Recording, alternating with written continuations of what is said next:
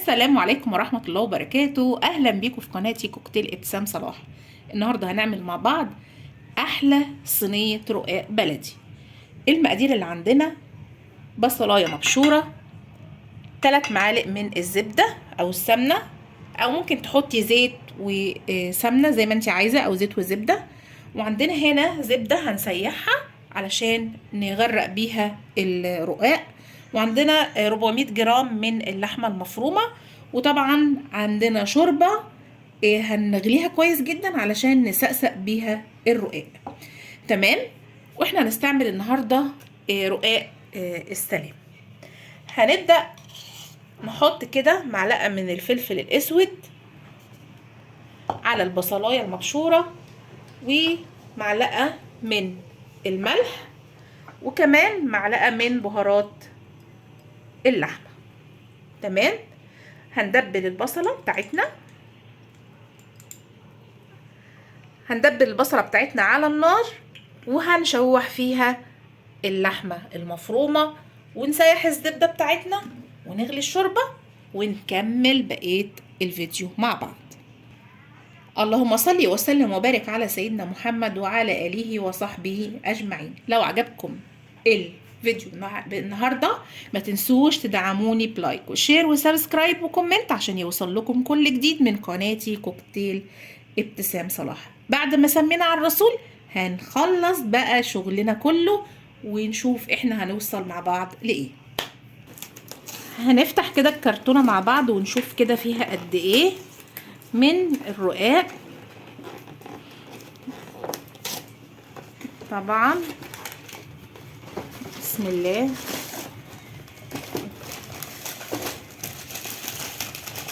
التغليف حلو قوي، بس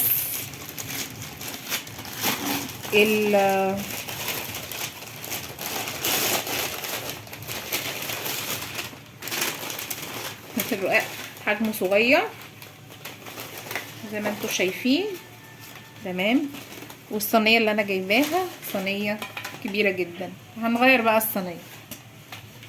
ده عدد الرقاقات: 2 3 4 5 6 7 8 9 10. هنحط وفي 11 واحدة هنا كمان. هنحط يعني 5 طبقات وفوق و5 طبقات تحت، وهنخلي دي هنستعملها في حاجة تانية. زي ما انتوا شايفين معانا كده البصل بسم الله ما شاء الله جميل جدا مع الزبدة. مش قادرة اقول لكم الريحة بقى عاملة ازاي. هنفضل نشوح فيهم كده لحد ما يتبلوا كده. يعني ايه، احنا ممكن نضيف كده يا نور اللحمة. نور بتساعدني النهارده بقى في المطبخ، بارك الله فيها. هنضيف كده يا نور اللحمة ونبدأ بقى نشوح. بسم الله. نور دي هتبقى الخليفة بقى بتاعتي في المطابخ، ولا ايه يا نور؟ ايوه طبعا بنتي حبيبتي الجميلة. نبدأ نفكك اللحمة كده ونعصجها عشان تبقى جاهزة معانا للرقاق.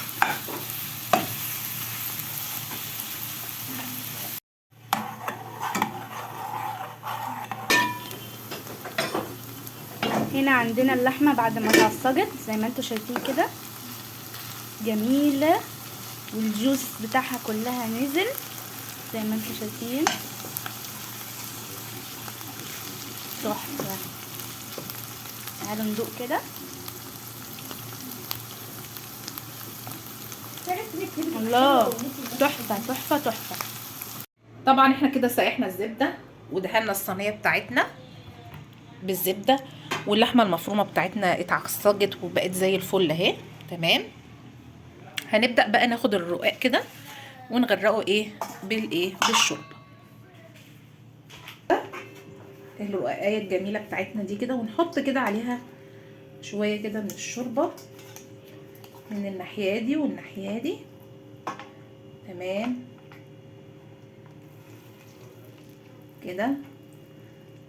وبعدين نبدأ نحطها في الصينية بتاعتنا. وبعد كده هنبدأ ندهنها بالزبدة كده.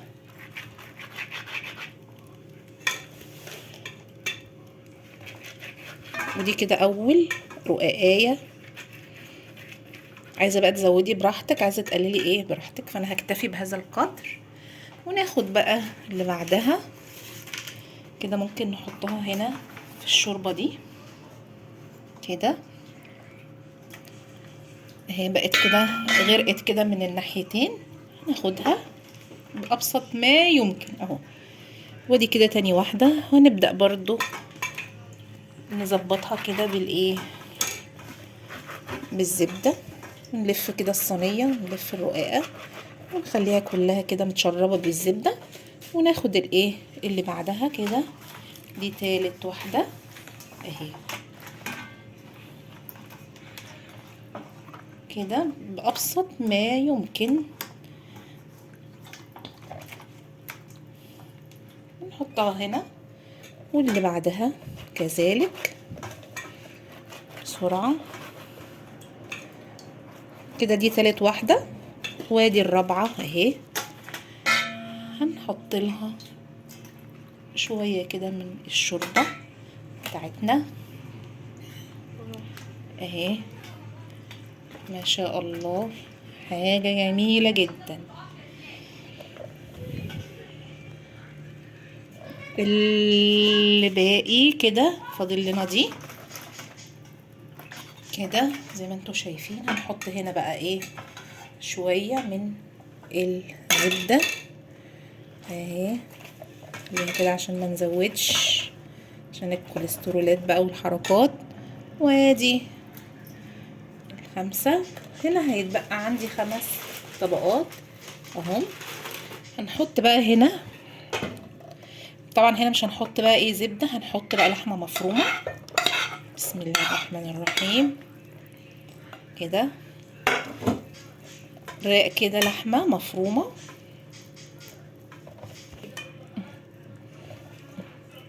بسم الله ما شاء الله، بصراحة حاجة جميلة قوي ونضيفة وزي الفل واخر تمام. بعد كده هناخد الرق التاني بقى من الرقاق كده اهو، ونحط زبدة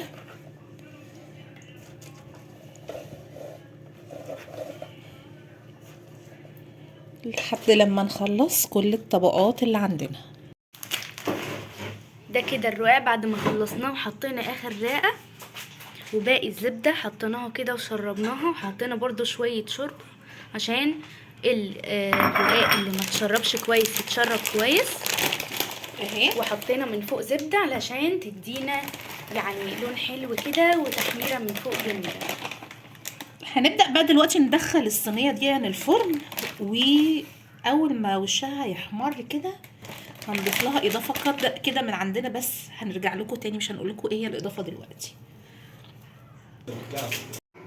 بسم الله ما شاء الله، عندنا هنا الرقاق بعد ما خد لون جميل. الله، شايفين الزبدة وعمايلها بجد بجد تحفة. طبعا زي ما احنا قلنا لكم ان احنا هنضيف اضافة كده هون في الاخر، ده التاتش بتاعنا، يعني لازم في اي اكلة نحط التاتش بتاعنا. هنزودها بقى بالزيادة بتاعتنا. دي كوباية لبن مغلية سخنة اهي، هنسقي بيها كده الرقاق ما شاء الله. بسم الله الرحمن الرحيم، اللهم صل على محمد. تمام، هنغطيه بسرعة بأي غطا كده من ايه، من على المصري كده هنغطيه. وبعد كده شوية 5 دقايق كده، ونرفع عليه تاني على ما يطرى شوية. هنرفع كده الحلة بتاعت الغطا، الحلة بتاعنا شايفين ما شاء الله الوش بقى طري جدا. هنعمل بقى حاجة كمان، طبعا احنا قلنا لازم نحط التاتش بتاعنا. هنبدأ بقى ايه، نحط اخر زيادة معانا على الرقاق الجميل بتاعنا. الإضافة بتاعتنا بقى هي الجبنة الميكس كده. طبعا دي جبنه ميكس موتزاريلا وشيدر. براحتك، عايزه تحطي جبنه رومي مفيش مشكله، عايزه شيدر براحتك، يعني اي حاجه بقى عندك كده. وهندخلها الفرن تاني.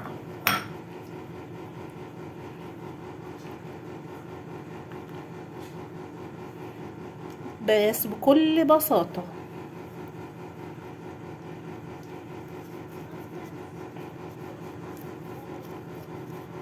هندخلها بقى الفرن تاخد كده تسيح وبعدين نطلعها.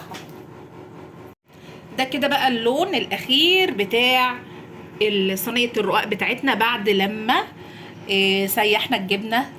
وما نقطعها بقى هنوريكم شكلها ايه. هي اتلسعت شويه بس اكيد طعمها لا هي محمره وجميله بصراحه، هي شكلها بصراحه تحفه. شكلها مغري جدا. مش اتلسعت يعني، لا هو بس الاضاءه في التليفون مختلفه عن الطبيعه بصراحه، لكن هي في الطبيعه جميله جدا ما شاء الله يعني. وكده الرقاق بعد ما قطعناه، بسم الله ما شاء الله، يا لهوي على الجمال بجد تحفه. والتركه بتاعت الموتزاريلا دي مفيش حد عملها غيرنا يعني بجد. شايفين الشكل؟ شكله من جنب تحفه، رهيب بجد رهيب، نازل طري بسم الله ما شاء الله بجد تحفه. دلوقتي هندوق من دي بجد، شايفين؟ تحفه.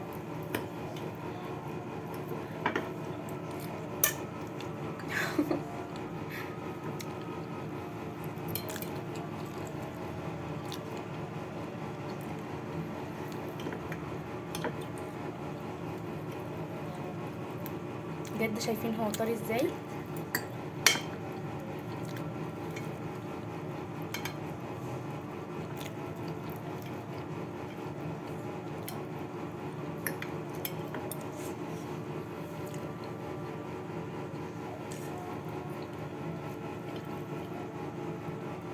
ولو عجبكم الفيديو بتاعنا ما تنسوش تدعمونا بلايك والشير والسبسكرايب والكومنت عشان يوصل لكم كل جديد هنقدمه لكم في قناتي كوكتيل ابتسام صلاح. والسلام عليكم ورحمة الله وبركاته. باي.